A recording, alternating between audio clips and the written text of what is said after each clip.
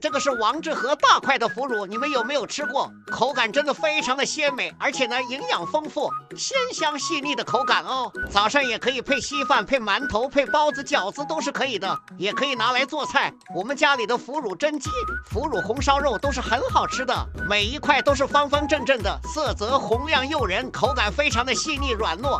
这个王致和的红腐乳非常的有名哦，还没有吃过这个品牌的大块腐乳的，左下角的小黄车你也下单尝一尝吧。